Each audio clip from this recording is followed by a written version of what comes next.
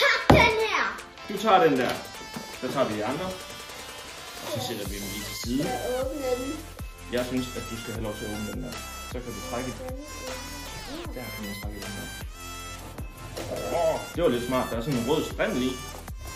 Får jeg så? Oh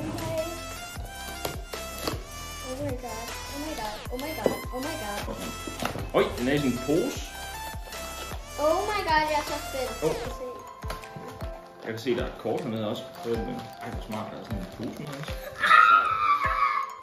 Det var lidt af, du fik. Ja! Hvor er du heldig, mand. Ja. Prøv at se, der er faktisk også en kort hernede i. Og der står lock. Så jeg fik lock. Ja. Yeah. Hvor er du heldig. High five. Og den kommer i sådan en lille fin pose. Og der er sådan en bagsiden af en, der bruger. Og med sådan nogle regnbue-agtige... Og det her er helt sikkert en pige. Det tror jeg også, at det er. Og kortet, det ser sådan her ud. Det er faktisk lidt sejt.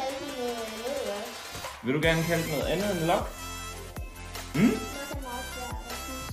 Synes du, det er svært at huske? Og så er der faktisk her på selveste kassen, der er faktisk sådan en QR-kode her. Og den er linket sammen med bamsen, fordi bamsen har nemlig også en QR-kode. Der sidder en QR-kode der også.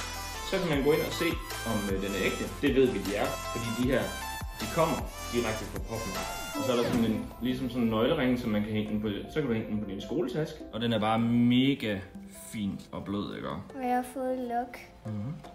Og den har en lille tand der, ligesom du sagde før. Ja. Ja. Og lille neglelak på tæerne, eller hvad? Jeg tror ikke, det er neglelak. Jeg tror, han var født med det der. Tror du det? Ja. Står der noget under fødderne på den? Der står faktisk et eller andet hernede. PopMart, og så står der Casing. Det var ham der, Casing i lunge der. Det er ham, der har lavet dem. Den er fin. Tillykke med den, skat. Tak. Du er bare heldig, er du?